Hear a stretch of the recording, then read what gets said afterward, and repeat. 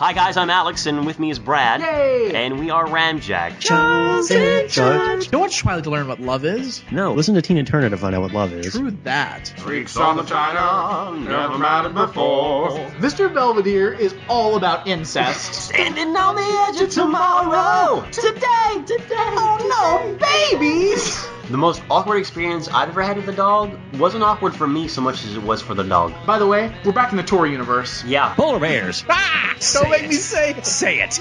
No. You want me in charge of you. Sign this contract. Charles in charge of me. That contract will never hold up in court. Brave hearts, fighting for the rights of all the dreamers. Yeah! You can find us online at curiosityabounds.com/Ramjack. Not so much a forward slash. There's backslashes and there's slashes. I get it confused. Forward slash is the thing. It's a lie. Perpetrated by the government. And you can also find us on iTunes. Yay, go there. Search Ramjack. Find it. Get it. Keep it. And we're back. It's been a week, almost. How you guys feeling? I miss I'm Twin really Peaks. relieved. Yeah. But I was Twin Peaks, but I'm really relieved because now I have like freedom to look at whatever I want about Twin Peaks on the internet, and it's so much more exciting. Mostly. Well, yes. I haven't actually looked because yes, we haven't watched. Yeah. But I'm pretty sure you can explore your entire gold box set. Yes. Did you? Yay. Yeah, it shouldn't affect anything from the movie. I think. I'm not. I don't think I don't there's think anything in the so. movie. I don't think so. But yeah. Did you check out any special features or anything yet? No, I haven't had time. I will do that over this holidays. You can also watch the alternate version of the pilot. It's really weird. Just for an experience. It's the exact same up it's until just the ending is really weird. the end. Yeah. Yeah, I need to watch that. Yeah. So we're gonna get to your guys' feedback now. There just wasn't enough time last time, but we've got a lot of it, so thank you guys very much. So I'm gonna get to one that came in late for the episode Miss Twin Peaks. This one's from Chris Marsh. Hey gang, resolved. Donna Hayward is indeed the child of Ben Horn. This helps to explain why she is so irritating and insufferable. It's in her DNA. A girl that lame could only be the spawn of the most intractable son of a bitch in town, though she lacks his charisma.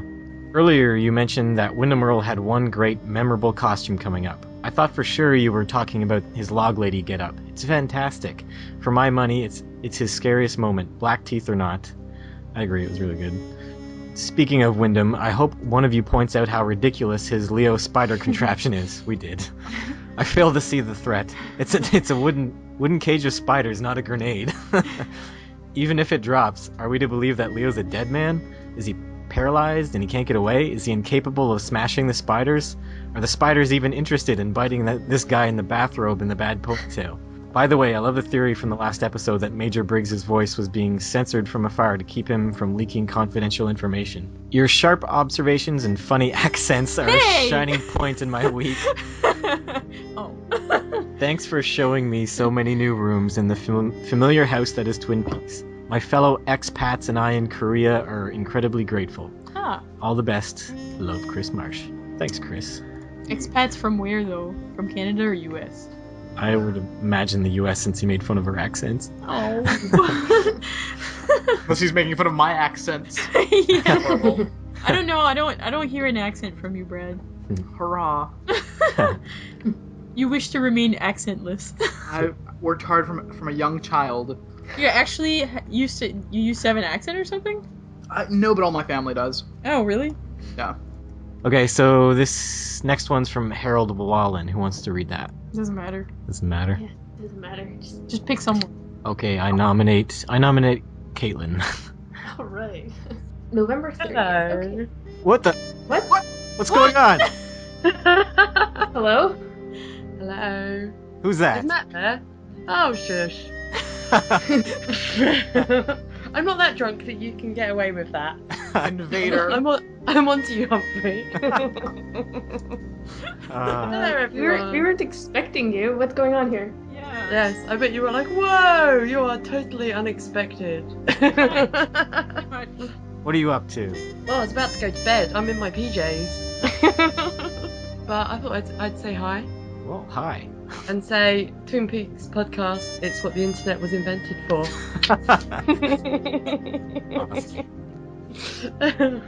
Are you guys having fun? Oh, we just started, but yes. Can I just say, where's the episode? Where is it? I'm sorry. Where? For people, It's all Matt's fault. it's my fault. For people who don't know, I advertised that the episode was going to be up, and I was not aware that I was all out of space on my Libsyn account. So You were gravely mistaken. that's the first time that's ever Evil happened. Libsyn. What was that? Yeah. No, evil Libsyn. Evil Libsyn, yes. That's what you get for using Libsyn. I'm gonna send my army of winged cats after you, Matt. Not monkeys, cats. Oh, I like cats. I like cats, so I won't be afraid. These are winged cats. I'm hoping that Morgan Freeman will be visiting at some point during this episode. I can only assume he's gonna be popping up. Yeah. There's so much to read. It's inevitable. Yes. It's his event of the year. He's gonna have to pull out the speed reading too, I think. No, that's Caitlin's job. Don't let Morgan Freeman steal that from you, Caitlin. I don't think Morgan Freeman can talk quickly, can he? No! Let's ask him. Basically impossible. Well, Yeah, I don't even know how to do that. He might like explode or something. What an ending. Network TV, never no, I can't. It just doesn't sound right. No. if we were to like give him loads of amphetamines and poke him with a stick, maybe that would make him talk fast. Anyway, back to Twin Peaks. I got in the post today a complete set of Twin Peaks trading cards from the 90s. What? Trading cards. Because, You like yeah. the bubblegum ones? Yeah, because I had a little sneaky tip at the Twin Peaks festival that they were selling them for like quite a bit of money each. Like they were signed. One was signed by Dick Tremaine. Oh, I should have bought it. Oh.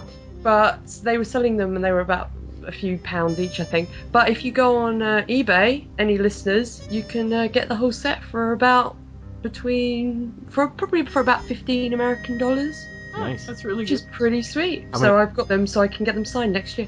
How many cards is that? Oh. What? She disappeared. They shipped her. As mysteriously as she appeared, she disappeared.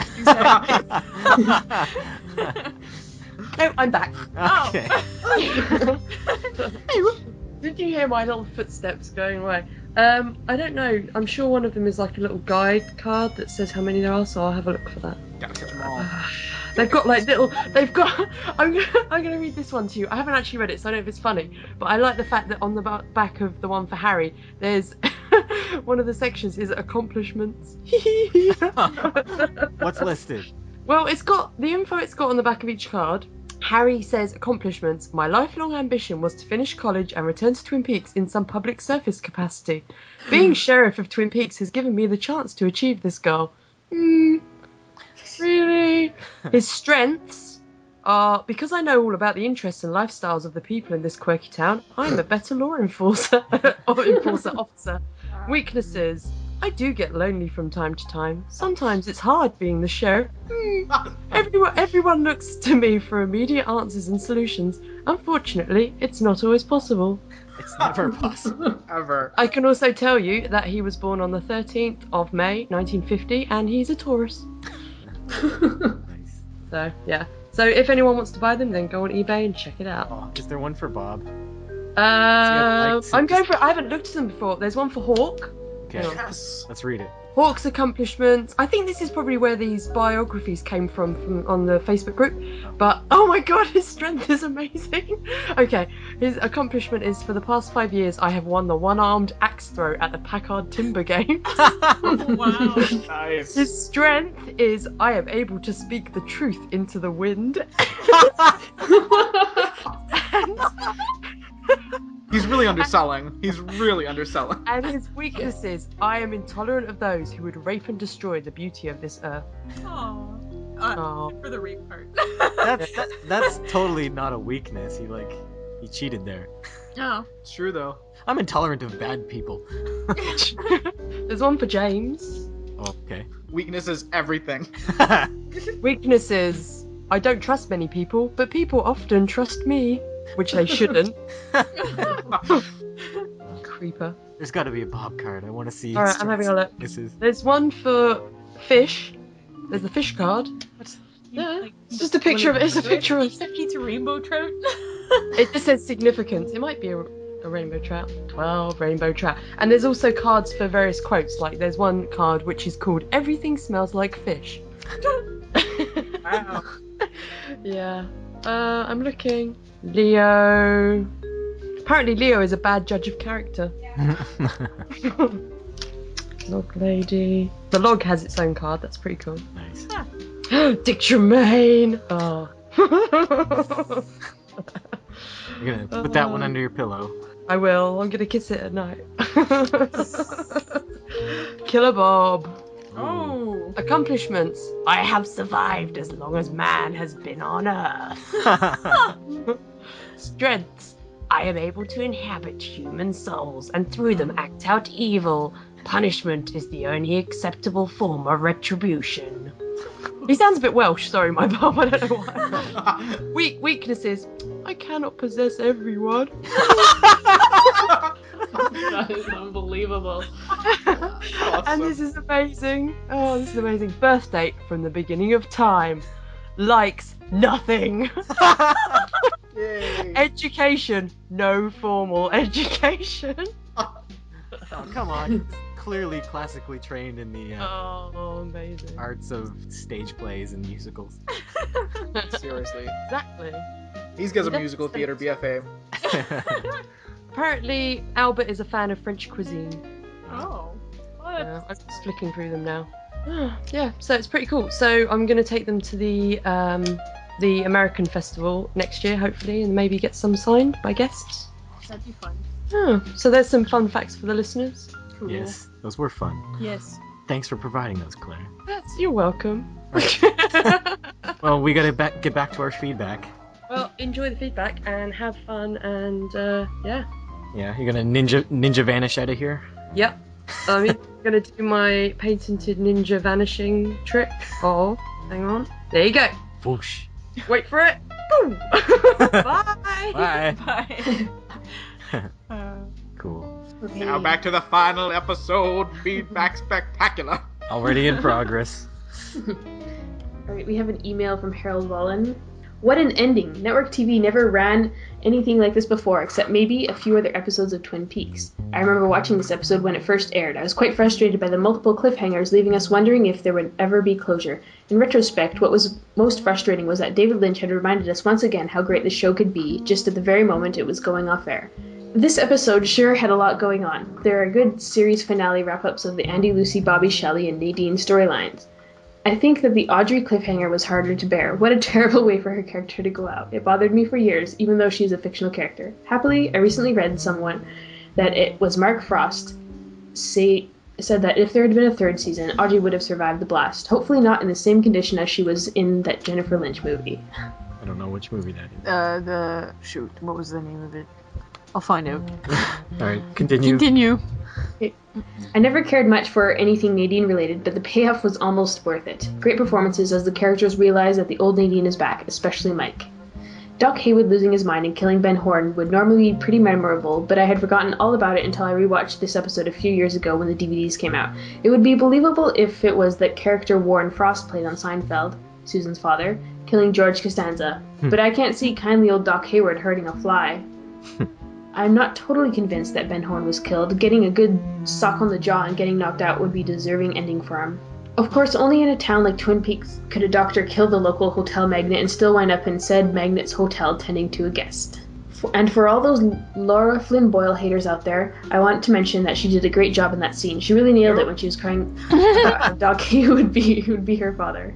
Nope. On to the Red Room sequence. If you get a chance, you should read the original script for this episode. It's out there on the internet somewhere. Lynch made significant changes to the script, getting rid of much of the literalism and making everything more symbolic. Also, he chopped Wyndham Earle's speaking lines to a minimum. Yay.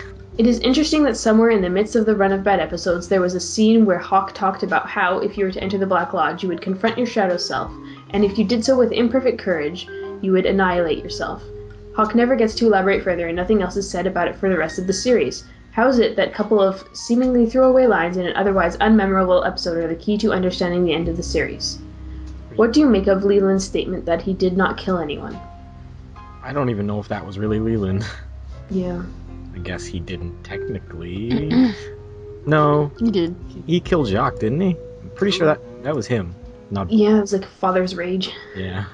No, maybe it was just Bob I that don't didn't know. he didn't want to be found out. Hmm. Not yet. But if it hadn't been for Bob, he wouldn't have had to kill Jacques. Yeah. Yeah. Which he didn't have to, but Yeah. Right, next. Were you able to keep track of where Cooper was? Think the statue in the hallway that appears and disappears give any indication? And what about the furniture in the rooms? I think they only had one room and one hallway to shoot in. And they just reused them, didn't they? Yeah, but I think they moved stuff around. Yeah, I mean. But no, I couldn't keep track. I didn't even bother. Yeah. Okay. Notice Wyndham Earl's face pop up between doppelganger Laura attacking Coop and Coop bleeding. How much of what happened was caused by Earl, and how did Earl figure out how to manipulate the lodge in the short period of time he was there? Time doesn't exist there. exactly. Yep. I find it pretty unusual that Cooper, the hero of the series, utterly failed. He entered the Red Room without doing his proper due diligence, without understanding what he was facing, with improper courage. The only comparable character I can think of who does something like that is Mike Hammer in Robert Aldrich's movie, Kiss Me Deadly. This movie has clearly been an influence on David Lynch, especially Lost Highway. In Kiss Me Deadly, Hammer, like Cooper, has no idea what he is up against, but forges ahead anyways, resulting in disaster, much worse than anything that happened in Twin Peaks. Actually, now that I think of it, having characters get in over their heads is a recurring theme in Lynch's works, but usually not with such terrible consequences. Blue Velvet and Inland Empire are the only ones that are most obvious. This was such a great weird TV series back when it aired. I didn't watch any network shows, and I only watched this one because of David Lynch. Twin Peaks has stayed with me ever since, like a recurring dream. I would love to hear you guys go through the series again in some manner, now that you've seen it all, and get your thoughts on what worked and what didn't. Alright. Thanks very much for that, Harold. I don't know, I don't think we'll be going through every episode again, but we'll do a retrospective for you. Definitely. So the movie that he was talking about was Boxing Helena, which is like a movie where Sherilyn Fenn stars in it, and Jennifer Lynch, David Lynch's daughter, directed it. And it was supposed to be this big success, you know, because it was just, I think it was just after Twin Peaks, I think. I don't know. I think so. Anyways, this movie about, let me read the synopsis for fun. A surgeon becomes obsessed with a seductive woman he once had an affair with. Refusing to accept that she has moved on, he amputates her limbs and holds her captive in his mansion. Wow. There you go. Shit, what? Is she still here? She is!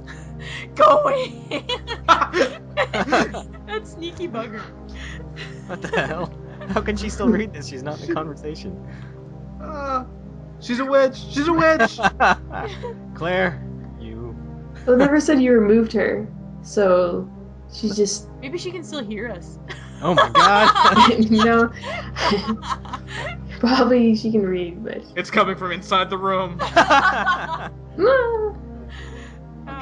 Okay, this is from Seamus Kelly. Hello, Twin Peaks podcast. Well, that last episode. Suffice to say, whenever I think of Twin Peaks, this episode is the first thing that comes to mind. I've rewatched it several times, and new things jump out at me every time. While there are other parts to this episode, the one that sticks with me is the Red Room sequences.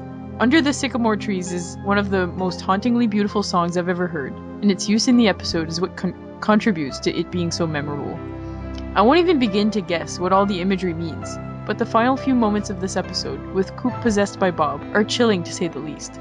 And it's a criminal shame that we never got to see what happened. But perhaps that is part of what makes Twin Peaks what it is. We don't know how it ends per se. We can try and guess what happened, but even if the show did have a proper conclusion, would it be satisfactory? As much as I would love to know what happens, I'm fine with this as the finale of the show, since it sends Twin Peaks out on a huge high note. I can't wait to hear what you all think of it. Stay nifty, Twin Peaks podcast. Thanks, Seamus. Thank you. This one's from Brad Bodeza? Yep. Okay. We'll give it to Brad. other Brad. Our Brad. Our Brad. You're talking about him like he's your adoptive son. I'll make you proud, Pops. Right. Hey gang, over 20 years ago, I was plopped down in front of a TV screen with a pot worth of Black Joe, a dozen donuts by my side, and a log cradled in my arms. It took a few repeats, courtesy of my trusty VCR, to fully appreciate this episode as the most fucked up and amazing thing to ever air on television. I first had to get over certain expectations not being met, just like I had to about the finale of The Prisoner, which had previously been the most fucked up and amazing thing I'd ever seen on television. However, I love Coop, and so my living the last 20 years with no resolution to his possession by Bob has been quite painful for me. It's only a story, it shouldn't matter, but it does. It kind of sucks knowing that if I ever ran into one of the artists I most admire, I'd most likely throttle him for answers for what happens next, rather than, be respectful or something. Can't Lynch and Frost okay Ingalls and Peyton writing a novel to wrap up or something? Just before Laura's murder was solved, the one-armed man described to Coop a golden circle of appetite and satisfaction. That phrase captures the conclusion of the series pretty well, I think. The return of Heidi, in a scene with the same exact dialogue as in the pilot, is the most conscious gesture towards completing the circle. Return appearances by everyone in the Palmer clan, in a fashion. Ronette, even Sylvia, who hasn't been around since episode 3, fuses where we are to where we started. And poor old Nadine is back. Goodbye, wrestling cheerleader, we'll miss you. But not James. Phew! Hurrah! And David Lynch as director is back. And he as director has been absent longer than Sarah's character by 3 episodes. That's a fun math fact. And damn, has Twin Peaks suddenly gotten moody again. Note, in the final draft of the script I own, dated February 28, 1991, I think it's the revised second draft, Heidi, Leland, Maddie, Sarah, Ronette, and Sylvia don't appear in the episode. I think it was all Lynch's revisions that put them there. Good job, Lynch. Indeed. A circle is perceived as perfect and infinite, but appetite and satisfaction are very flawed and temporary things indeed. The narrative comes full circle, but simultaneously leaves us forever hanging on many, almost all, different fronts. Ouroboros? Yes. An Ouroboros. An Ouroboros. A snake eating its own tail. I doubt it's a coincidence that the last shot of the series reflects, oh pun, the first shot of the series. The first thing we see after the opening credits of the pilot is Josie looking at herself in the mirror. The last thing we see before the closing credits of the finale is Coop seeing Bob. Oh, strike that. It's really Bob looking at his new form in the mirror. And then the icing is the credits with Laura reflected in a cup of coffee. How great is that? What can even be said about the Black Lodge sequence besides the fact that it's fucked up and amazing?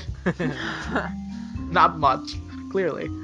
In case you don't know, Lynch scrapped a lot of the script when he came in to direct this. In the second draft script I own, keep rubbing it in. The Black Lodge sequence is really not good. The Black Lodge isn't the Red Room at all, but instead is a shadow self of the Great Northern, coupled with a dentist office. Wow. I want to read this. And also, Wyndham gets to do a lot of Wyndham-type monologues.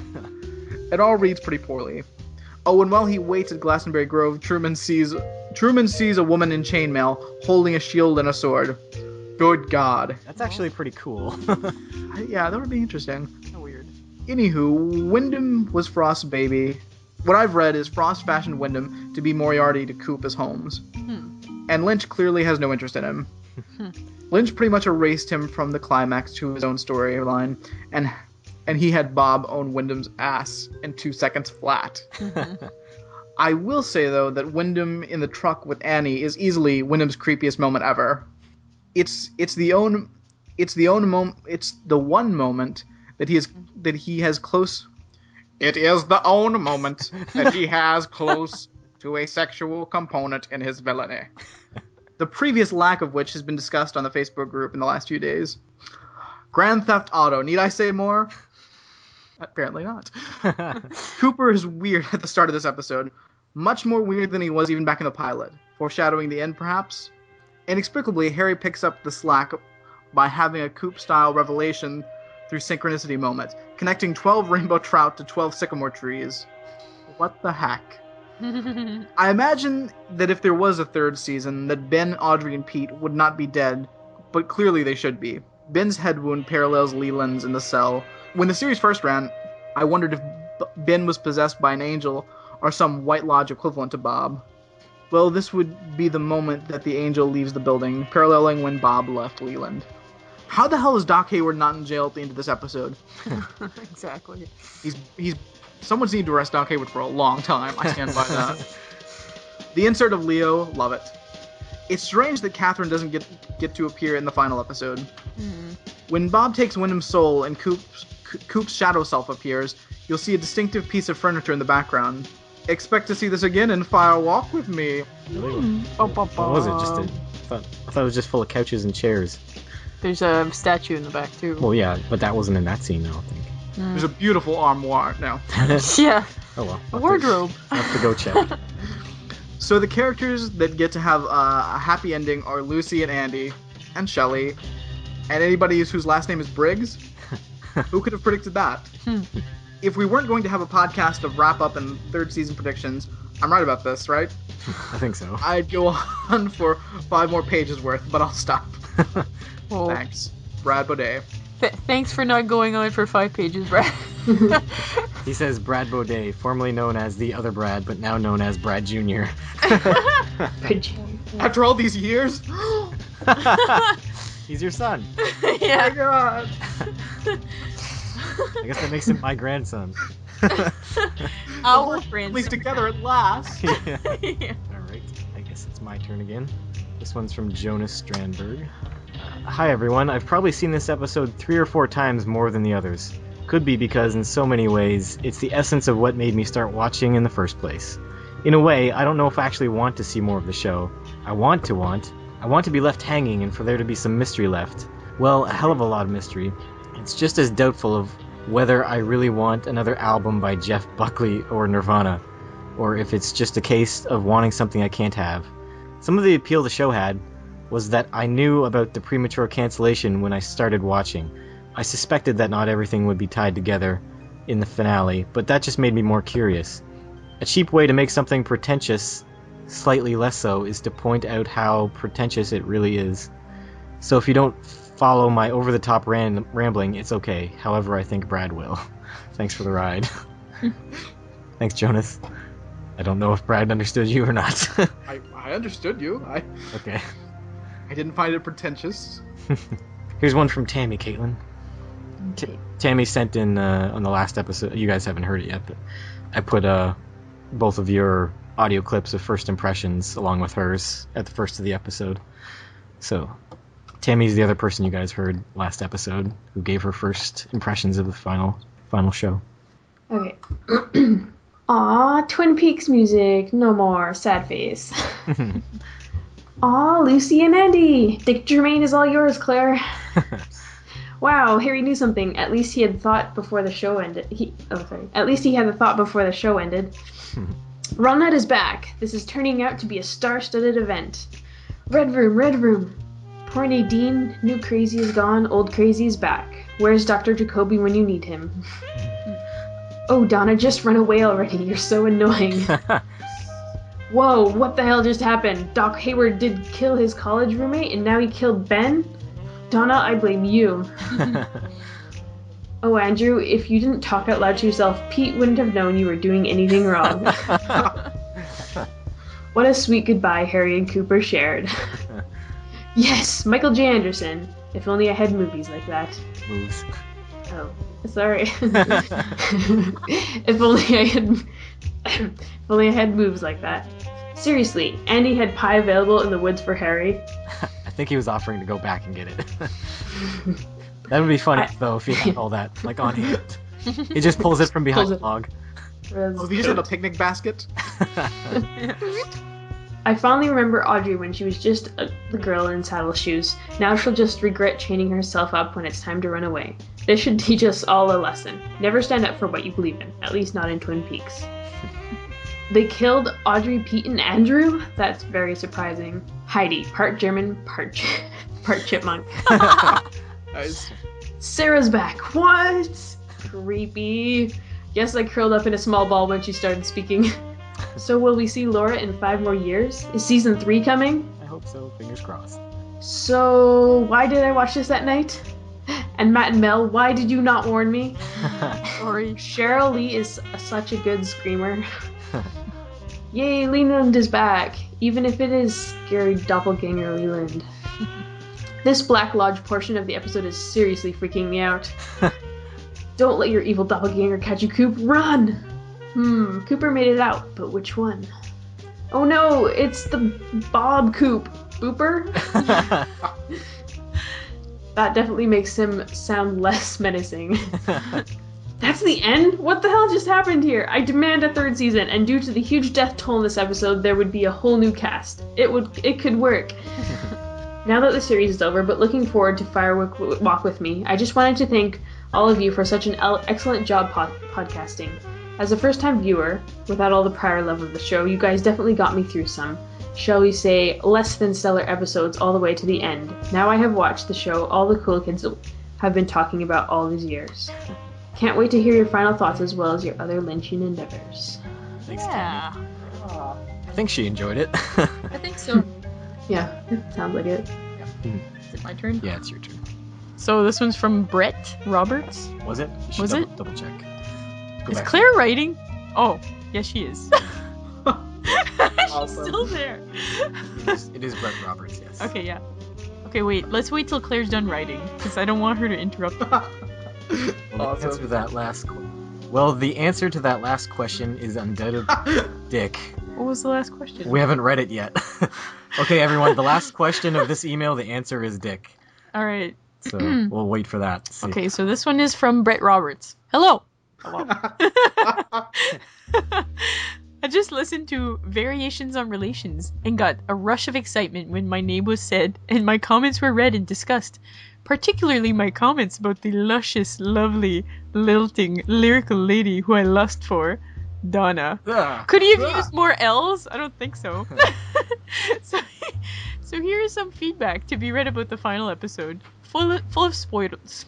I can't even talk. Full of spoilers. Hence why why I am sending One this. more and Morgan's gonna come out. I know. It's the third strike. You're out. It's a strike rule, yes. Okay. So here is some feedback to be read about the final episode. Full of spoilers, hence why I am sending this to you as a message. I'm trying really hard. Nothing would please me more than hearing this read on the last episode and my questions answered. Ooh. Here are my thoughts about the episode. I think Lynch directed the perfect final episode of the show, and it's one of the best episodes of television I have ever seen. It easily is the weirdest of the series and the scariest. The first time I watched it, I couldn't sleep that night because that final image, so pessimistic and hopeless, was stuck in my brain. I think Lynch is getting a laugh out of the incredibly long scene at the bank.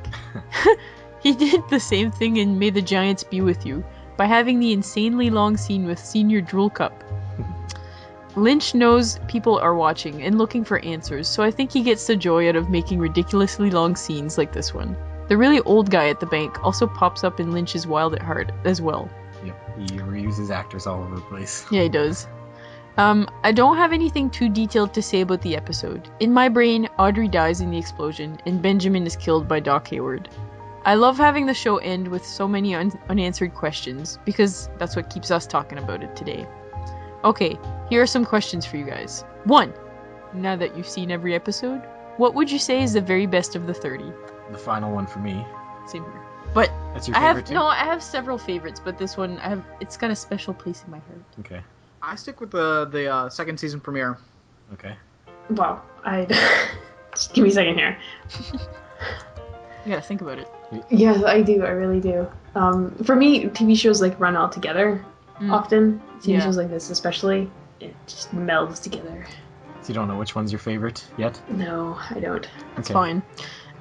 You might know which is the worst then. 2. Which was the very worst of the 30? Agreed. Caitlin, do you agree with that? Yes, definitely one of the worst. Yeah. 3. Did you have a favorite non-Lynch director? I am partial to Leslie Linka Glatter myself. Well, she appeared more than once too. Yeah. I liked Tim Hunter. That was the previous episode? I think he did the previous episode, but he did the episode where they found... No, he did the episode where Leland dies. Yeah. I didn't really take too much notice of the directors, except for that one. Yeah, I did not either. Me either. Okay. Who was your least favorite character on the show, and why? I still gotta go James. I think Donna's worse. Oh, well, actually, Evelyn. I don't know. Evelyn, yes! No, Josie wins for me. Her brother, Evelyn's brother, he was the worst. What'd you say, Caitlin? Josie. Josie? Really? Yes. Yeah. What was the worst storyline on the show? James and Evelyn. Yeah. Yeah, definitely. Do you agree, Caitlin? Yeah, I do. Okay. And finally, the most important question. Of all the men in the town of Twin Peaks, who has the biggest penis? Thank you. What a wonderful, deep, thought-provoking question. Yes, and that's why Claire said the answer to that last question is undoubtedly Dick. Yeah.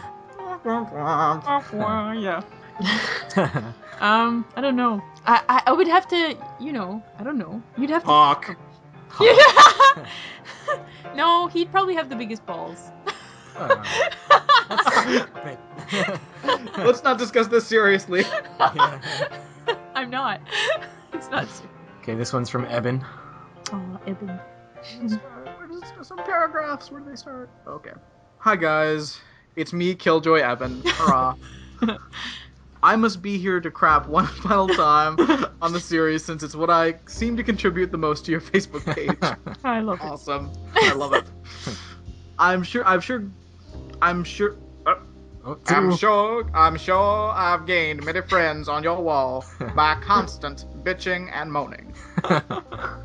Have I mentioned that I think the show has taken a downward spiral of quality and that Cooper and Audrey plot was ruined? Or that Wyndham's get-ups are on par with the Dana Carvey film gem Master of Disguise? Mentioned it a few times. That the show has lost all its beautiful pacing and sly homage to classic film genres? That Audrey's hair is too long and she should always be wearing saddle shoes? Wow. Nice. Well, gosh, where to start with the final episode?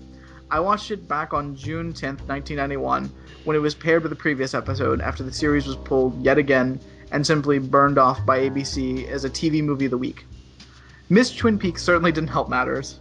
I had even begun to hate all the characters. Cooper was grating to me and kind of a dud in The Wooing Ladies when he talks all... Cooper was grating to me and kind of a dud in The Wooing Ladies when he talks about Annie's Forest. Oh, have I mentioned I hate Annie? Audrey has lost all of her quirks and sly charm. Richard Bamer's devilish Ben has been neutered, and Piper Laurie just seems to be showing up for a paycheck. Wyndham Earl was about as menacing as the Smurfs Gargamel. The show seemed to have lost its knack for cutting through the television conventions, instead became one. But guess what? Fake out, I love this episode. Great. Lynch comes back and finds all that is necessary and gets down to the bare bones of every character's intrinsic traits. Everyone is reborn or rejuvenated with the slightest nuances, fascinating to watch. Except you, Annie. I'm not even talking about the final act in the Red Room, Black Lodge, Potato. Many will already be delving into that whole sequence frame by frame. Every little pedestrian soap opera scene has an electric snap to it. The domestic Hayward home scene has real menace, and recalls what was so great about the series to begin with. Normalcy and routine can mask heartache and horror. The Double R has a life to it again. The woods seem like an actual haunting presence that surrounds the town. Lynch staples like the Log Lady, Ronette, Sylvia Horne, Sarah Palmer, and yes, Drape Runners return with understated and elegant simplicity. Even Andy and Truman bring pie and donuts back in an unforced manner. And while Audrey might not be abducted by Wyndham Earl and in the Red Room, which most likely was the initial plan at the start of the second season, she's back in old form. Lynch's direction gives Finn her impish, impulsive glee back. Her bored pout and inquisitive glances are a fine welcome, and she even her last words are, ask for Agent Cooper. Can't argue with that. And speaking of Cooper, Cooper is Cooper again. Thank you, Lynch. Originally, Frost wrote The Black Lodge as a demented version of The Great Northern, but Lynch threw it out as soon as he got behind the driving wheel of the camera. Mixed metaphor. He worked so intuitively, like he's painting. It's beautiful to watch. Story-wise, this is still pretty good. Most of the mumbo-jumbo, convoluted exposition has been cleaned up for a more visual, active storyline. Even Wyndham Earl has been sidelined. One should read the original script to see how vast the differences are. Somebody should post that on the group. Seriously, I need to see this. And lots of the details bring back the theme of duality and twinning. Events come full circle and could easily go right back to the pilot. It begins with Josie gazing into her mirror and Cooper Bob shattering his. Still the ending and the stakes would have been highly more effective and devastating had it not been How's Annie, but How's Audrey. Agreed. There's some information about what was marginally planned if there had been a third season, but that can be shared in another podcast. Oh, I'm sure there will be. When I first met Sherilyn, I immediately asked her about the bank, and she stated this as at the fest and other venues as well. Rest assured, Audrey did not die. Hurrah! She called David right away after reading the script and he calmed her down.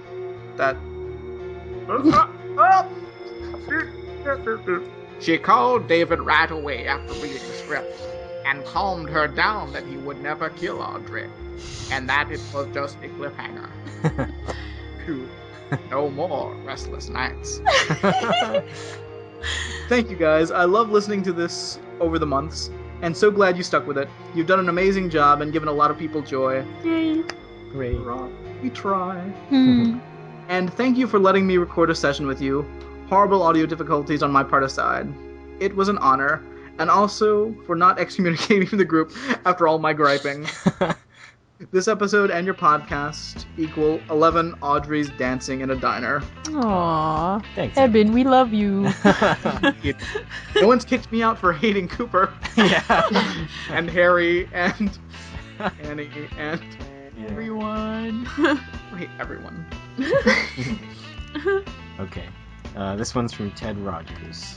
I'll read this one. Brad, I just want to say I want to hear you narrate March of the Penguins. Continue, Matt. How much are we paying Morgan Freeman for this? Yeah. Just send the checks to me. Just send them blank. I'll fill them out. Don't worry about it. So this one's from Ted Rogers in the UK. Dear Matt, Mel, Caitlin, and Brad, first of all, let me say how amazing the podcast has been. Congratulations on doing such a fantastic job. Your analysis and critique of each episode have been so incisive and great fun also. I'm really going to miss this when it's over. I've posted on the Facebook group before now, but was going to wait until the very end to send an email, but Matt put it to call, and so, well, here we are. If I could paint a little picture for you, if you would care to indulge me, I will tell you how I came to Twin Peaks all those long years ago. Back in the late 80s, early 90s, there were a group of mainly young adults over here in the UK, dissatisfied with their upbringing or place in the world, took to the road in old buses, trucks, horse boxes, and library vans. Dubbed by the press over here as New Age travelers, we traveled up and down the country picking fruit and vegetables, making a little money here and there, and generally were branded as a huge annoyance to the general public. Our living conditions were meager, with no running water, electricity, or toilet facilities. We would usually park up on a waste ground and often not far from a woods. Can you say that? A woods? I don't know. I just did. And this next thing doesn't work either. And it is these woods we would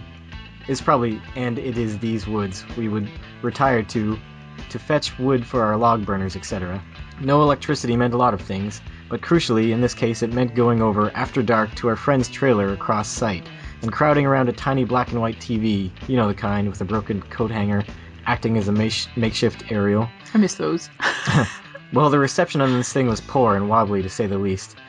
But it meant that this downright weird world that we would visit once a week was made to seem even weirder. Can you imagine seeing this stuff for the first time? Remember, nothing like this had ever been on regular TV before. Then stumbling through the dark, trying to find the bus door and the lighting of the paraffin lamp. This show had us under its spell completely, and I remember how shocked I was when Leland dispatched Maddie. That was pretty serious stuff, and I'd grown up watching horror movies, so was not easily shocked. I remember how we would sit around for hours afterwards trying to recall exactly what had happened and what it meant. It seemed like an age till they aired the second series. We thought we might never get it. By this time it was summer, so not quite the same atmosphere was experienced, but still very special. I can't begin to tell you the range of emotions we felt at the end of that final episode. We could not believe it. I felt cheated. I love Coop and his innocent childlike qualities. I was angry. Of course I had no idea of all the things that go into making a TV show, and even less of all the upheavals and rewriting, etc. that plagued the second series. It makes more sense to me now that I understand the politics behind the scenes. The the prequel movie we got to see when it came out eventually. As I stated earlier, I'm a huge horror fan, but there are only 2 films that freak me out so much that I thought I would have to get up and leave before the end. One is Seven, as Brad Pitt waits on that dusty road for that package. Jesus. And the other was Fire Walk with Me. Scared the shit out of me. I find the psychological much scarier than blood and gore. I agree with that. Yeah. Maybe that's why I felt let down by Wyndham Earl. Anyways, I rewatched Fire Walk with Me recently, and I very much enjoyed it. It really does kind of make sense of a lot of the stuff that happens in the show. Was particularly pleased when Unbidden by Me subtitles suddenly appeared for the club scene. That was very confusing the first time around. Loved the film on the second viewing. Yeah, there's a club scene in the movie where like the music's like really loud and it's very hard to hear people, and I'm not sure if it's supposed to be like that. But anyways, I think it is. He got it with subtitles, so he was okay. Yeah, we never did. I have no idea what people are saying in that Yeah. scene. Anyways, I love David Lynch for Twin Peaks and many other films besides, but particularly Twin Peaks. It evokes so many feelings of times and places from my traveling days, so yes, there is a certain amount of nostalgia associated with it. But that said, he is a truly unique and gifted man. I will sign off now, and I apologize for my ramblings, Matt, but you asked for it. Guys, listening to the podcast has been so good. Thank you. All the best, Ted Rogers. Thanks, Ted. Thanks, Ted. That's awesome. Yeah, that was a good email. I want to go traveling about as a rubber tramp, I know. watching TV on a small black and white by a fire. It sounds romantic. And then feel my way around the woods. Trying to navigate the woods with just your hands. Tree, tree, tree. Bob!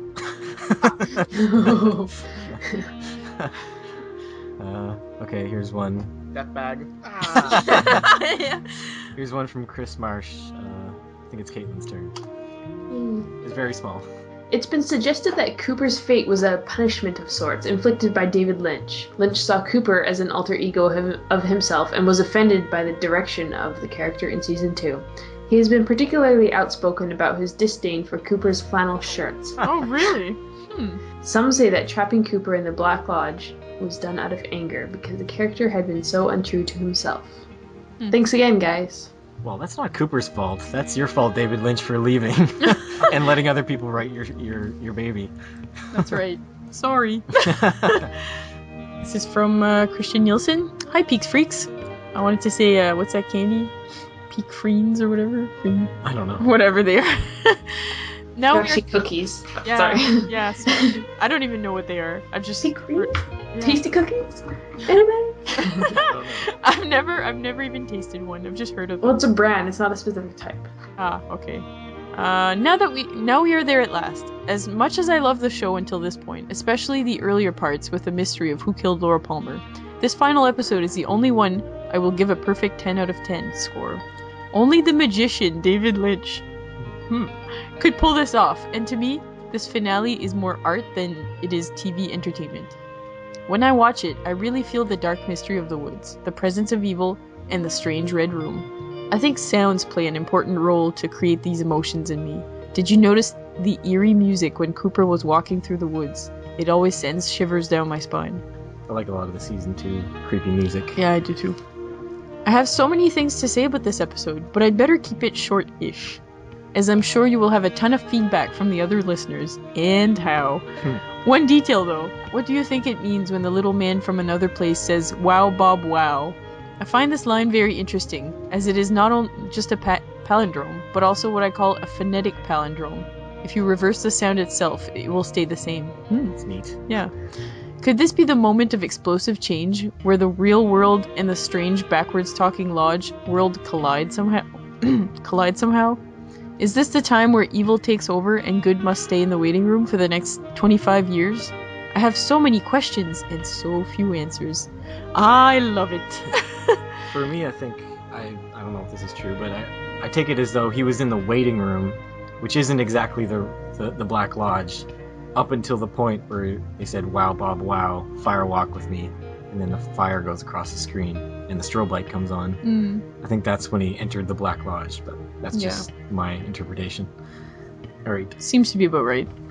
One funny detail. I heard that the actor playing the old waiter was reluctant to say coffee, coffee, coffee backwards in the red room. I guess I can understand why. What's coffee backwards? Efok? Efok? I don't know. Yeah. That's kind of almost vulgar. Yeah. Let me conclude with the Log Lady intro for this final episode. I would love to hear your thoughts on her words. Nice. As always, I'm looking forward to your next podcast. Keep up the great work. Twin thumbs up from Christian. So I should read her intro. And now, an ending. Where there was once one, there are now two. Or were there always two? What is a reflection? A chance to see two? When there are chances for reflections, there can always be two or more. Only when we are everywhere will there just be one. Cryptic! I hate this cryptic shit. I don't get it. Thoughts? Don't ask me. Well, it goes back to what they were talking about earlier in the other people's feedback, where they were talking about the full circle thing. Yeah. Yeah. I guess the part where she says there are now two, or were there always two, comes back to the part where there's no time in the Black Lodge, I guess. I think what she means is that was there always a good and a bad side of Cooper, because people see him as being this good, really good being, but was there always this dark side to him that we just never saw? Maybe? I have no idea. It hurts me. And yeah, the reflection part is just the full circle part. Do you guys have thoughts? No. No. That covers it. It's just pretty much. It's pretty, I think it's pretty straightforward. It's just for people to like endlessly discuss the possibilities of what it could mean, basically. Yeah. Because you could go on and on with that kind of stuff. It's intentionally vague. Yeah. But that's one of the things about the show, is when it's intentionally vague for aesthetic reasons. Yeah. Yeah. Next one's from Terry Mitchell. Is it your turn, Brad? Yes. Hello all. Just a few words about my fave shows. I was a fan when the show first hit the air. My mother was not, and pulled the plug sometime in season 1. I was sad. A few years later, I would find the complete show on VHS. The joy I felt was beyond any joy I had for anything. The joy I felt was beyond any joy I had ever felt. Oh no! No, Morgan! No! You broke Morgan. He can do this. The joy I felt was beyond any joy I had for anything at that moment in life. Then I got home. Okay. At home, I had my popcorn and drink at the ready, and then I found out, yes, it was the show, and yes, it was the very episode, but joke's on you, just not the pilot. I was forced to watch the hell ever was... Okay, this is all Morgan Freeman time. Yes. At home, I had popcorn and drink at the ready, and then I found out, yes, it was the show, and yes, it was the very episode, but joke's on you. Not just the pilot. I was forced to watch what the hell ever was on cable. I don't know what it was all. I know it was not Twin Peaks. It's okay. Next day I picked up the single tape of the pilot. The European cut. Kinda spoiled, but not. Life moves on. I gather from that he bought the wrong VHS tapes, maybe? I think if somebody taped over the tape with something on cable. Oh, okay. Oh, that sucks. I know. Everything is against him. Yeah. So, due to the girlfriend I had at the time, I could not enjoy the show as I wanted to. What was a boy to do? She did not last long. That winter I was jobless, but had a new girl. She saw the box, and well, it was episode till we would fall asleep. Boy, did we hate James and Donna, but I don't have to tell you that. Okay, I'll get to the final now. After the anger of knowing I would never find out what happened with Coop Bob. Oh, the town I had fallen in love with. It had me start to think about the show as a whole. I then became grateful that it was ever made. I watched the final again a couple days later and realized this is one of the best episodes of TV ever. Not that it had a strong story. It was just that they made it and ABC aired it. I wish I could add more, but you lot have stole words from my head. Have stole words from my head, spoke them already. I thank you. I thank you all. for your time, patience with my babbling words. Thank Morgan Freeman. Yes. Thanks. Thank you. Thanks, That was Terry. so very appropriate. Can I just read this one sentence again? I just have to. Sorry. Sure. I wish I could add more, but you lot have stole the words from my head, spoke them already. I like it. Okay. Awesome. I think we're maybe halfway through, so I'm gonna break it up with a voicemail. Ah, yes. Is it Evan? Is it Evan? Yes. It is Evan. Yes. He's made me wait to listen to the Evan's voicemail. Hey guys, it's Evan. You might remember me from such podcasts as yours, and also mine. So the series is over. I hope Brad and Caitlin enjoyed it. It ends on such a weird note and raises way more questions than it answers. That's probably why people are still watching the show and talking about it. It's all like goddamn mysteries. Oh, that reminds me. Just in time for the final episode, I have solved one of the show's greatest mysteries, which is the mystery of where the F are Harriet and Gersten Hayward. The final piece was right there in the last episode, but let me walk you through it. Hang on. It's elaborate, and I will be playing music. So, here's what happened. 17 years ago, Eileen Hayward and Ben Horn had a naked sex affair right under poor Doc Hayward's nose. Insult heaped upon injury when Eileen became pregnant with the spawn of the evil one. This is important because Doc and Eileen had previously been unable to conceive a child, so this was really the last straw.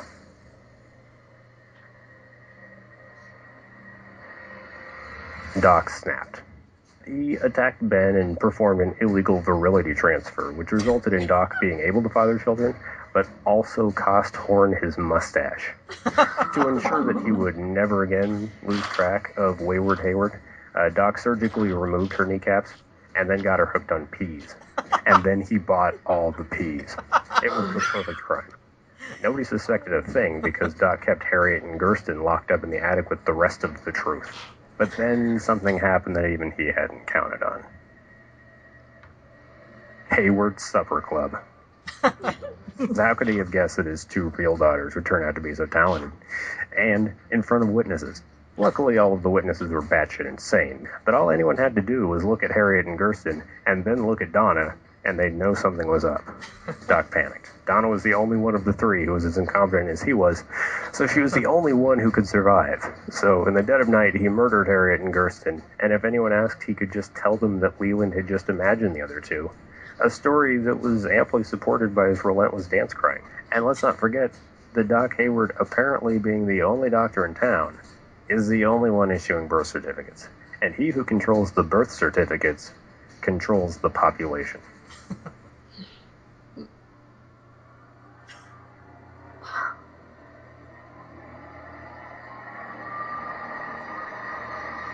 Fast forward to the final episode. Ben Horn shows up and starts raising questions about who Donna's real father is. Doc becomes desperate. He has to show once and for all where Donna came from. So he throws the worst punch ever and accidentally maybe kills Ben. Any rational person who saw that would think, really? That's how you punch, Doc? And you fight like Donna solved mysteries. So I guess that's where you got it. And so the circle closed, and nobody was the wiser. But I know. And now you know. So, I guess we know. But the show's over, so it doesn't matter. But so, gotcha, Doc Hayward. You would have gotten away with it too. If it wasn't for one nerd 20 years later.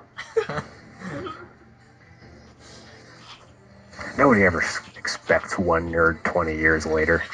You can't plan for one nerd 20 years later. It's unplannable. That's all I'm saying. I was just one nerd plus 20 years equals unbeatable. If you are a bad doctor on a cult TV show trying to cover up filicide, you cannot plan for one nerd on the internet 20 years later. Boom! Checkmate. Doc Hayward. Game over.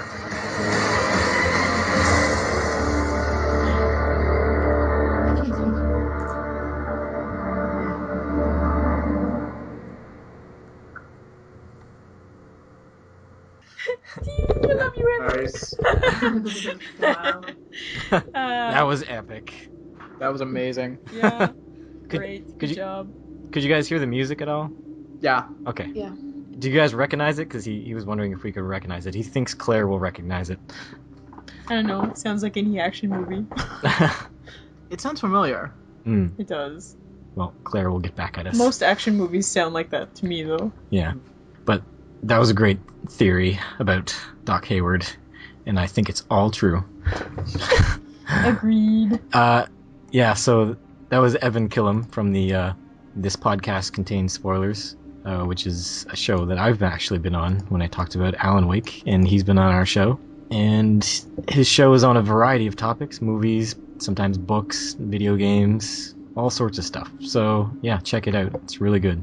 Okay, so let's move on to Megan Lucas. Hey, Twin Peaksters. Here's my first piece of Twin Peaks podcast feedback, just in time for the show's last episode. I hope it makes the cut. As you may have noticed, I enjoy commentating or live tweeting my thoughts while I watch the episode. Good fun. This episode creeps me out every time, mostly because of Laura Palmer's screaming doppelganger. There are so many things I want to comment on, and I'm not sure how to organize them, so let's try bullet points, shall we? Apparently the man from another place, or as I always think of him now, Samson, has some sense of omnipresence, or something that he's aware of all the events occurring in the Black Lodge at any given time, and knows that Cooper is getting ready to meet his little creepy little doppelganger, and wants to prepare him ahead of time. Laura Palmer and her doppelganger both appear to be wearing a bad wig. It's true. I'm glad Sarah Palmer is still alive and kicking and able to deliver special informative messages to Garland Briggs. Why the F did Donna persist in the pursuit of the truth from her parents and Ben Horn if she clearly wasn't prepared to deal with whatever the truth might be? She can't handle the truth. What did she think the big secret was? That she was secretly a princess or something? Sure, she's all, you're my daddy, to Doc Hayward, after she kept provoking everyone and effed everything up. Too bad Wyndham Earle didn't wait until he was fully informed on the ins and outs of the Black Lodge before he stormed the castle, because then he might have known he didn't have the authority to take Cooper's soul and could have avoided that sticky ending with Bob. I wonder where the show might have gone had it not been cancelled. Did Doc Hayward kill Ben Horn? Surely not. What's to become of Audrey, and Andrew, and most importantly, Pete? How did they not see that coming from someone as slippery and devious as Thomas Eckhart? What did they think was in that box? Chocolate bunnies? Did Lana kill the mayor as punishment for not ensuring she won Miss Twin Peaks? And possibly, though hopefully not, Dick Tremaine along with him? Oh no. And last, but certainly not least, is Coop doomed to spend eternity in the Black Lodge while his doppelganger wreaks havoc in his stead? Surely Annie will notice something is off with him, given how long they've known each other and how intimate their relationship is. She'll be dead. And I couldn't even get through the writing that statement with a straight face. Perhaps Hawk, Andy, and Major Briggs will head up a rescue mission into the Black Lodge. Maybe even the Log Lady? Happy recording, guys. Thanks, Megan. It's from Miles Dolding. I'm going to keep this short, as I know you most likely have loads of other feedback to read from regulars such as Claire and Frank, etc. This is the last episode, and also my favorite. Some people knock this one, due to the fact that it has so many cliffhangers, and is quite open-ended, whereas I love that.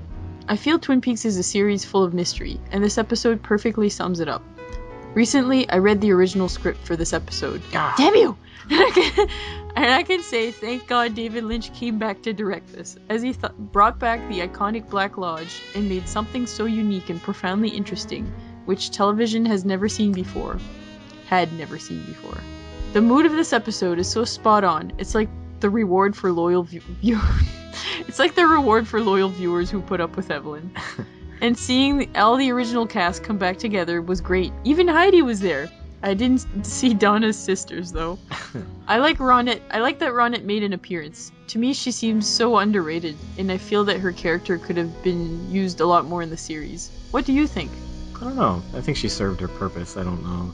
We don't want too many teenagers running around. We saw how that turned out. Yeah. But obviously, the main highlight is the scenes in the Black Lodge. After seeing that, I could not believe my eyes. And whenever I hear the song Sycamore Trees, it sends shivers down my spine. Just thinking about how all that was filmed and edited really confuses me. I can't believe this was shown on TV. It's unfortunate that many people stopped watching after Series 1, since I think everyone should see this. And that last line from Coop was genius. This is maybe a question for another podcast, but if there was a third season, what do you think would happen? It's a big question, I know. Yeah, we'll get to it. Yep. Anyways, well done on the Twin Peaks podcast. I've been following it since the beginning, and it's been great. I think I speak on behalf of all the Twin Peaks freaks when I say thank you so much for giving this beloved show the podcast it deserves. Looking forward to the film and possible interviews. Bye. Love from Miles. Thanks, Miles. Thanks, Miles. Here you go, Brad. This one's from Robin. Hello, lovelies. That just sounds creepy coming from me. How does Claire pull it off? Dear Matt, Mel, Brad, and Caitlin, you did it. Congratulations! You're the first intro cast to actually go through the entire series. Hooray! Our series We are, aren't we? Yeah, our series was short, though. Woohoo, we win! We win the race. We beat you all! Yes. Aha! Victory! That is such a great achievement, and all four of you should be proud of yourselves. I look forward to doing that with my intro cast before stepping into a project with Brad, Claire, and Tammy from the YIP podcast. That will probably just wrap up when my 3-month-old is hitting junior high. This all assumes that we're going to still be alive by that time. Hugely questionable about that. But seriously, I really have no feedback for the series finale since I haven't watched it yet. And I wanted to, but there's still a whole email here, so I wanted to make sure to write you and all thank you for a damn good podcast. And hot. For Brad and Caitlin, thanks for making a commitment to something you had no idea what you were getting into. You both sounded so uneasy at first, and knowing the off-the-wall, wacky, and sometimes really dark places you were about to journey into, I was worried the show might be too much. A good example of this was Brad's recollection of how jarring the soundtrack was at first in last week's podcast. Even a second-time viewer, I was taken aback by how soapy and melodramatic the music could be. But it is music that is so distinctly Twin Peaks that it transports me there whenever I hear it. So in the end, it's not dated, it's perfect. Sorry I got off on a tangent. Thank you to the newbies for giving us your always enjoyable first impressions. I hope you feel a great sense of accomplishment. You did an excellent job. Oh, are you guys blushing? Aw, shucks. Gee, thanks, Robin. You know, he thanked you guys for us, but really we should have been the ones saying that. Yeah. Really, yeah, thanks guys. It was a huge commitment. We watched a television show and then talked about it. Yeah. Oh no, it's so much appreciated though. For Matt and Mel, you were both owed a standing ovation from the Twin Peaks fandom for giving us a new forum to discuss the crazy show and using the introcast format to make the whole experience kind of like watching it weekly on television all over again. The production work is always solid, the soundtrack is a welcome addition to keep the Twin Peaks atmosphere going, and the songs are clever. And come on, opening a podcast with Fantomas is kick-ass. Thank you for having me on twice. All four of you are wonderful people, and I wish you the best in future projects as the Twin Peaks related content fizzles out. Aww. Although I still have my fingers crossed that this podcast continues into a Lynch retrospective that would extend the podcast at least 10 more episodes. Yeah. Woo! Then there's the fan fiction. Yes, it's true. I could go on forever. Yeah. We should do at least one. At least one, guys. I'm down, always. I do look forward to hearing how you tackle Firewalk with me, since it is a feature film and not a 40-minute TV show. Maybe that will encourage you to watch more movies. Finally, I'd like to thank Mr. Morgan Freeman, whose warm and always reflective voice pops up for feedback. It's strange to hear a Hollywood star podcast about something he had no part in, and just show up for email reading. I guess that's just the kind of guy he is. Chat with you all again soon. Robin. We completely forgot about Morgan. Thanks, Morgan. Oh, thanks, Robin. That was a great email. Yes. It warmed the cockles of my heart. What's a cockle? I don't know. I heard it somewhere one time. That's disgusting. Okay. Gotta wipe the tears from my eyes. I know. Oh yes, and Robin also has a podcast. He's on the Redemption Cast with Illyrio about Angel, and he's on the Fisher Cast, which is a podcast like this one about 6 Feet Under. Cool. And he seems to be going at a steady pace for those, releasing one a week. So he puts a lot of work into that show, so check it out. All right, so I'll read this one. This one is from Elizabeth Jones.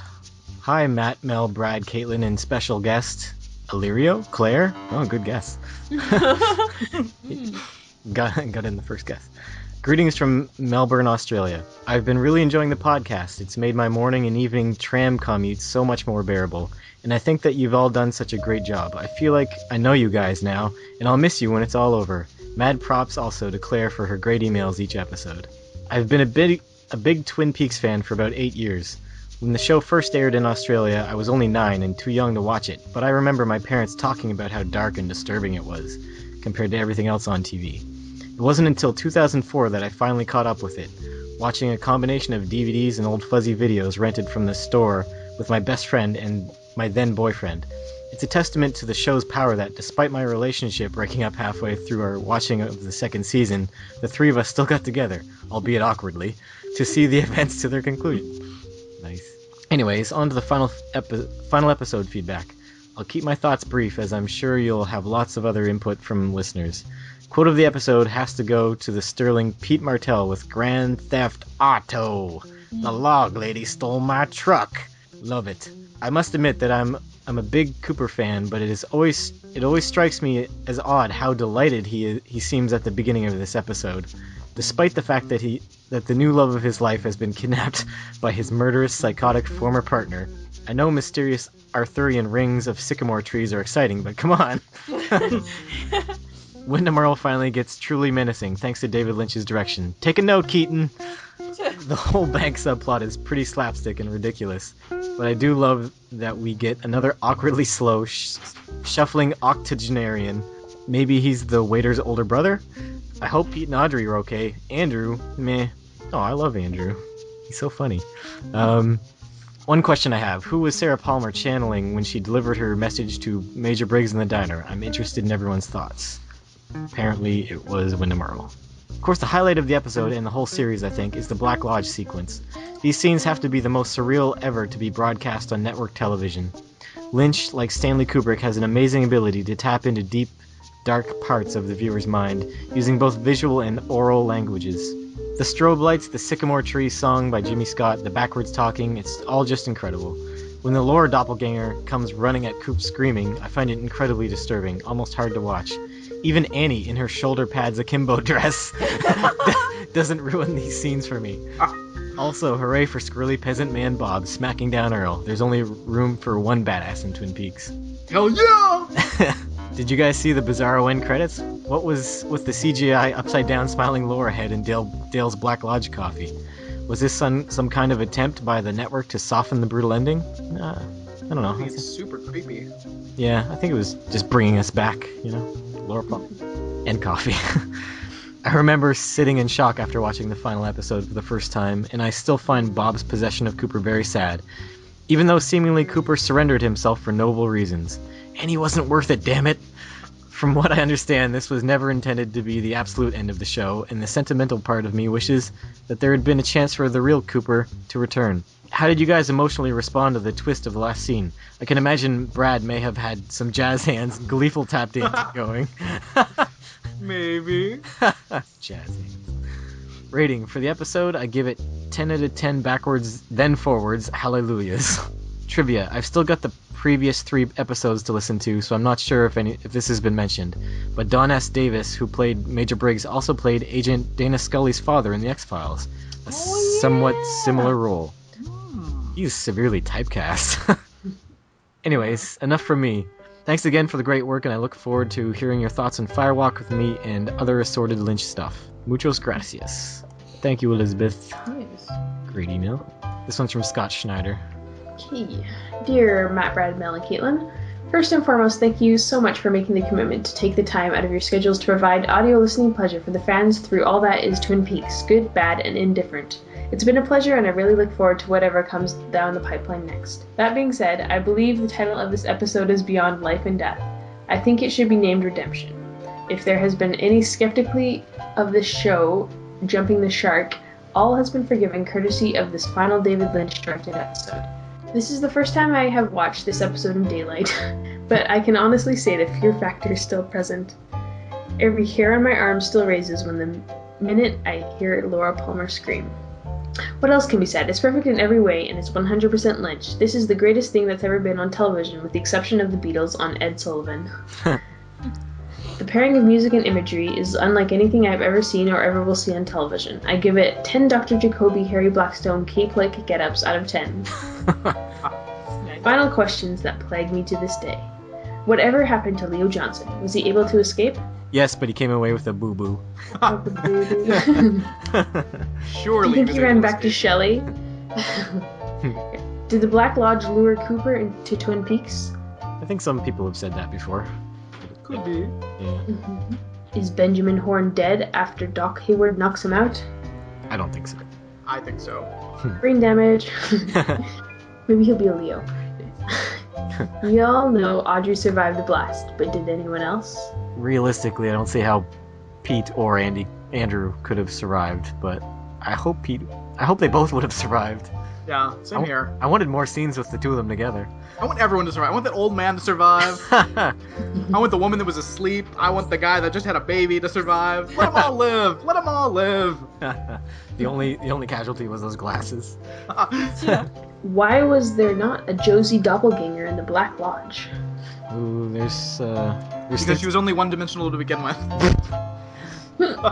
There's things to be said about that later on. We'll probably talk about it with Michael Warren on the series retrospective. When going through the Black Lodge, it is said, if you confront the Black Lodge with imperfect courage, it will utterly annihilate your soul. At what point did Cooper exhibit imperfect courage? The whole time. I don't know. When he ran from Laura, he looked utterly terrified when he was hearing that pretty song. When he played a game with Bob. Yeah. You don't make deals with Bob. Mm-hmm. Okay, in my opinion, when Cooper offered up his soul, Earl took it, but since Bob is Earl's true master, he took both souls. Final summation, because Cooper gave his soul to Wyndham Earl, and thus to Bob, he is possessed. I have some other feedback regarding this, but it would spoil Firewalk with me, so I will refrain from addressing this any further. It's a shame Cooper and Annie didn't show up there together and in love. They may be drawn into the White Lodge, which is referenced by Major Briggs. Fun fact. William Burroughs' 1980 book, Cities of the Red Night, makes reference to the mystical Black and White Lodges, predating Twin Peaks and possibly being the inspiration for the lodges referred to in the show. Oh, nice. Cool. Thanks, Scott. Alright. 2 left. You want to read this one, Mel? It's from Matthias. What story are you most sad you didn't get a conclusion for? What do you guys think? Baby Daddy? Yes. Yes. No, for me it's got to be the Cooper thing. Oh no, that's the best that we don't have a conclusion for it. Really? I think so. I think so too. I'm so frustrated. Yeah, it's almost more exciting, I think, when we can imagine it, but it might be extremely disappointing if you see what happens. To me, it's Nadine's destiny. I'd like to know more. To know more about it. Next to Leland's death scene, this must be the saddest moment in the entire series. Oh. Agreed. I think the last episode has a great structure. Lynch brought back Ronette, Sylvia, and Sarah, and all the characters got some screen time, except for Johnny and Jerry, I think, and James. Yeah. And Catherine. When was the last time we saw Jerry? I wonder what his last episode was. I think it might have been the episode where Ben comes back? Yeah. Yeah. Yeah, I think so. I hope my grammar is more understandable this time. I could write it in Swedish, but I don't think it would work. I wish I could read Swedish. May the White Lodge be with you. Aw, thanks, Matthias. Your grammar was fine. Yes. Alright. Oh, I lied. We have 2 more still. I thought you meant you lied that his grammar was fine. You missed a semicolon, sir. No, I lied that we have another feedback today. I had to scroll up one. This one's from Andrew Prock. Dear Matt, Mel, Brad, and Caitlin. Well, this is it. I sit semi-stunned as I did 20 years ago when I first watched this episode, although back then it was simply the second half of a 2-hour ABC movie event. Your podcast has looked at this series with a fairly critical and unforgiving eye, but I'll tell you right now that I am unable to criticize this episode in any way. It is burned into my brain and I simply cannot imagine it any other way. Indeed, I can't imagine the series ending any other way, and that includes Catherine, one of my favorite characters, being missing from this episode. It seems fitting that she escapes completely unscathed. I like the episode starting with Lucy and Andy talking about fear of the lights going out and their love for each other. This scene encapsulates their relationship, and we are led to believe that they will be fine together, even though they may be repeating the recurring theme of false fathers, if Dick is the actual father of the child. The next scene, with Cooper staring desperately at the map to the Black Lodge, seems to foreshadow that he will not be fine. Cooper seems to be putting together the pieces here to find the lodge entrance, but has forgotten Hawk's warning about facing the lodge with imperfect courage. Seeing Ronette in this scene always freaks me out. I feel bad when they call her to the sheriff's station just to scare the hell out of her. Seriously. No matter what you think of Annie, the scenes with her and Wyndham in the woods with a flashlight is all kinds of awesome. It is, but when you imagine it being Audrey, it gets more awesome. So she's not that awesome. You really get the sense that he is feeding off of her fear. By the way, I think this was the point of his spider trap with Leo. I don't think he intended to kill Leo, but rather generate lots of fear. Oh, yeah, that could work. Nice, okay. When Annie screams as she enters the circle of trees and then goes into that trance state, I am a very happy camper. What is better than this? Tell me. Oh yeah, when the red drapes appear in the trees. The red drapes appear in the trees and they walk into them and vanish. That's what's better. Then we get the conclusion of Ed, Norma, and Nadine plot, which I find truly heartbreaking every time I see it.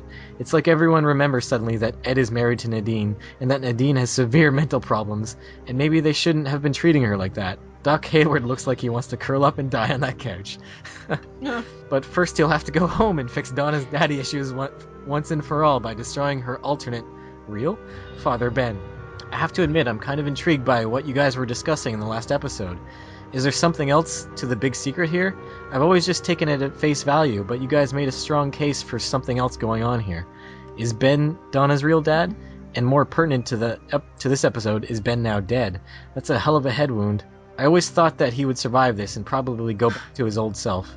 Seeing Sylvia here reminds us of the first season Ben that we love so much. Can I talk about the cake saver for a moment? I love this scene, of course. More Andrew and Pete shenanigans. There's a part of me that always wished that Catherine had switched the key before Andrew was able to do it, and that he was taking the fake key that Catherine had planted there, especially since Catherine suggested the cake saver as a safekeeping place for the key. I can't believe Catherine would let Andrew take the real key, unless perhaps she suspected that it might lead to something deadly. I think it's interesting that Coop hears an owl and tries to search for it before he enters the circle of trees. Is this a bit of a fear trigger that helps him enter the Black Lodge? Yeah, I always wondered that, if the lodge was just still open because of residual fear from Annie, or maybe he got spooked by the owl, not let him in. I used to think that his love for Annie allowed him to enter the lodge, but now I'm not so sure. I think the White Lodge is somewhere else, and that Cooper is experiencing fear that allows him to enter the Black Lodge. Either way, he experiences little Jimmy Scott singing Under the Sycamore Trees, which is pretty much the most awesome scene in the entire series. Notice how the little man slowly starts to turn and look at Cooper during this song. Cooper looks utterly terrified, in my opinion. I can't tell you how much I love the bank vault scene from start to finish. It is utterly perfect in every way. Audrey is back to her mischievous self. Del Mibbler is awesome, and Andrew returns from the dead to ask a favor of him. Seriously, I love how Del is seeing Andrew, who he thought was dead, just casually walk in to the bank and ask to see a safe deposit box, despite those choir boys and all the flowers. I always figured Audrey and Pete would somehow survive this. I like the throwback to the pilot in the next scene with Heidi the waitress being late for work and Shelley making the same joking comment to her. And then Laura's mom comes back for one last freak show performance. Who is sending this message to Briggs? This always bugged me. Is it a taunt from Wyndham Earle? Yes. Or is he the little man speaking? No. It seems to be a challenge to Briggs of a sort. Come to the lodge if you dare. Which he didn't dare at all. No, he's smart. The rest is, of course, just so wonderful. The highlights for me are when Laura mentions seeing Cooper again in 25 years, and then acts kind of frozen. Is that how long he'll be in the lodge? Doppelganger little man introducing Maddie and then creepily hiding behind that chair. Laura's scream followed by Wyndham's face. It's enough to wound Cooper's soul and send him bleeding back to his past failure with Carolyn. Wyndham Earle's final series of disguises, Carolyn, Annie, Laura. When it's finally Earl there in front of Cooper, Cooper's soul craps its pants. Imperfect courage indeed. 5. Bob telling Cooper to go, and Cooper listens, followed by the wonderful giggle fest that is Bob and Evil Cooper. 6. Leland. He's back and he didn't kill anybody. Snicker, snicker. More giggling with Evil Cooper and a fourth wall break just for good measure. 7. Evil Cooper chasing Good Cooper. I could have watched that for 20 minutes. Bob is so delighted when the Good Coop is finally caught. Before we get to the hotel room, notice how the waterfall seems to be split in two, just like Dale. Oh, really? I never noticed that before. I don't know how that's possible since I've watched this a million times, but there you go. Can't wait to hear what you all think of the final glorious scene in the bathroom. I think that Bob is just really, really happy to be in a physical body again and can't wait to go kill Annie. I think that's why he is so into squeezing that toothpaste tube. He's just experiencing the pleasure of being in the physical world again and being able to manipulate things and people. I figure if the series continued, he would successfully kill Annie and blame it on Wyndham Earle, since Earl's body didn't appear in the Grove. Dale could go on killing for a while, telling Harry that Wyndham is out there somewhere doing all this. Yeah, that would work. I'd love to hear everyone's thoughts about what Season 3 might have been. Do you think the series could ever possibly continue in some way, perhaps as a graphic novel or an old-time radio serial via podcast? Dick Tremaine is still alive, Brad. Think of the possibilities. So many. I hope you'll continue your podcast for a while and keep the discussion going. Almost forgot. I give this episode 10 out of 10 cake savers. All the best, Andy Prock. P.S. A couple podcasts ago, someone asked what Major Briggs was saying when Earl had him drugged in his cabin. I'm pretty sure I read somewhere, wrapped in plastic magazine perhaps, that he was speaking backwards saying that gum you like is going to come back in style. Okay, that's where I heard that. Alright, thanks Andy. Great email. And now we're to our final email of the day. Alright, final email, go. Brad. Hello, Peakies and bonus Illyrio-shaped guest. Time to wipe away a salty tear as we reach the end of the series and I gather my thoughts. The first time I saw this episode, it killed me. That closing image of Coop possessed by Bob is still upsetting to watch. Goodness totally annihilated by evil. End of series. What a cliffhanger to leave us with. Okay, some other points in no particular order. Yep, you guessed it. This episode contains my top musical moment for Twin Peaks. Jimmy Scott singing along to that ominous saxophone, and the scared look on Cooper's face is just perfection.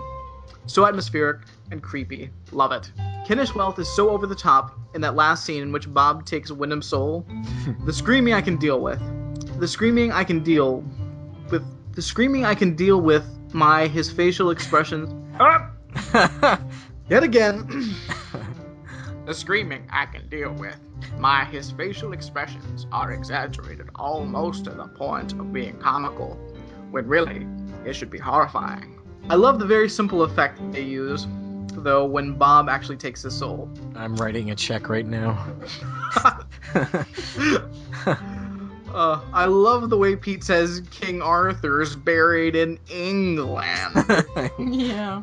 There are a lot of moments in this episode that come from nowhere, just for the show to reach some kind of conclusion. The jar of oil, Glastonbury Grove, etc. Who is the young boy in the photo frame in the Hurley's living room? James? Ed as a child? Another of Nadine's Cougar Time conquests? I hope so. I always expect Blue Moon to start playing, and Doc Hayward to turn into a werewolf after he potentially kills Ben. You mean Bad Moon Rising? I have clearly watched American Werewolf in London one too many times. He can't feel that bad about it, as the next day he is helping Harry deal with Coop. We have already established that he is an expert at concealing the bodies, so maybe Ben has just joined the Harriet and Gersten in that big old unmarked grave behind the Hayward house. Super slow walking Del Mibbler at the bank is hilarious. When Cooper walks away from Harry to enter Glastonbury Grove, I always wish that you would hear Harry whisper, "I'll wait for you forever, Coop." In my mind, he did. I'm pretty sure that happened. In C.S. Lewis's book, The Magician's Nephew, the prequel to the more famous The Lion, the Witch, and the Wardrobe, the various other worlds are accessed through small pools in forest clearings. This episode always reminds me of it. Brad, did you plant a big wet kiss on the screen when there was that extreme close-up of Bob towards the end? No.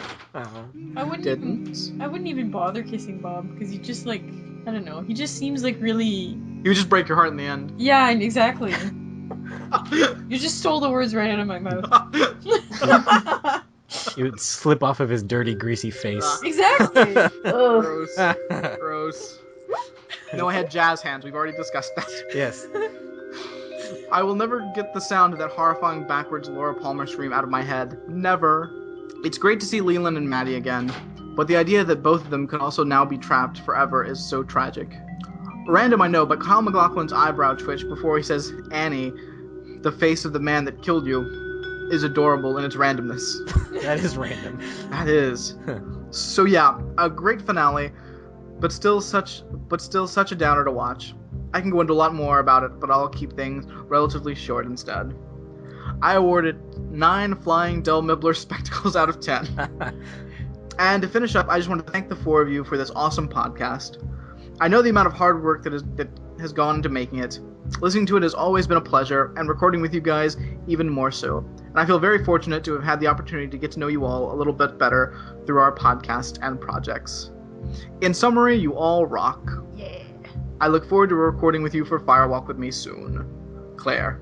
And Dick Tremaine. All I can picture is Dick Tremaine with his hand on Claire's shoulder as she's typing. He's her muse. He's like, he's approving of her, Yes. you know. Yeah. Yes. You know, I really like the name Del Mibbler. Yeah, it's great. Is there a better name than that? Matt, if we ever have children, his name is going to be Del Mibbler Humphrey. Okay. Horrible. Yeah. I like it. Okay. So that's all of them, guys. Woo. Woohoo, that was a marathon, but I'm really appreciative that everyone sent their thoughts in. Indeed. Yes. You guys all came through for us at the final episode, and all your warm fuzzy thoughts made me feel warm and fuzzy. How creative, Matt. How Yes, creative. I am a wordsmith. All right. So, any words you guys want to say before we sign off? Well, I want to thank everybody for sending in feedback. Mm. And Matt, I want to thank you for all the hard work and editing thus far. Oh, yeah. And getting these things out on a regular schedule, which I know is difficult. It is. Claire is a whiz at that. She gets the next day. I think she does it at work. She's a witch! I would like to mirror Brad's sentiments in thanking you, Oh. Matt, for doing this. Thanks. Hard work, yeah. Yeah, thanks, Matt. Thanks. Yeah. Yeah. And thank you guys for, yes, like Robin said, taking a leap of faith. I didn't know either of these two guys before we started this. This was pure luck that it worked out this well, and we got awesome newbies for the show. Fate. What? I said, or fate. Fate, yes. I just had his name because of Twin Peaks, but anyway. But yeah, so this isn't the end. We'll be back. Next thing we're gonna do is probably the Laura Palmer Diary review. We're gonna take a little break. That'll probably come out sometime in January. But a couple plugs before we go. Listen to the Carney Cast with Claire Laffar. Me and Mel are on that one too. Show about Carnival. Brad. Yes, you guys can catch me on the Ramjack podcast, where we have fun times and often talk about weird 80s sitcoms, such as Mr. Belvedere and Saved by the Bell, which is fun. Awesome. And dog shows. And dog shows. Yes. 'Cause we love dog shows. It's fun times. Caitlin, you got anything yet? No. Okay. School is killing me! I have no time for anything else. No, that's fine. Okay, well, you go to bed. Thank you.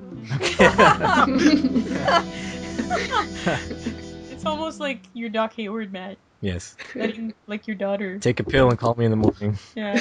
Just letting your daughter, you know, like, can I come out of the attic now? No. You've got more email to read now. Get back in the app. Yeah. Get back in that attic and finish your fish heads. Okay, so, yeah, we'll see you guys in a few weeks probably. Bye. Bye. Bye. Miss you. Thanks for listening. Check us out on twitter.com/TwinPeaksCast. search for the Twin Peaks Podcast group on Facebook, and visit us on twinpeakspodcast.blogspot.com. Email your feedback to twinpeakspodcast@gmail.com.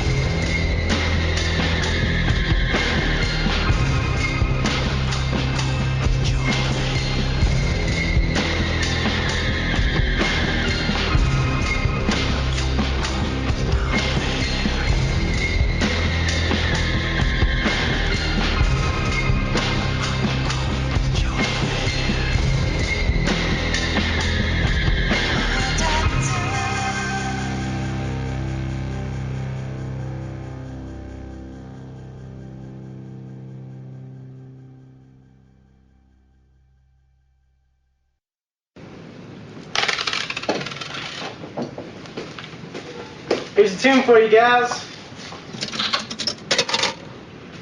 Okay. Don't do anything I wouldn't do.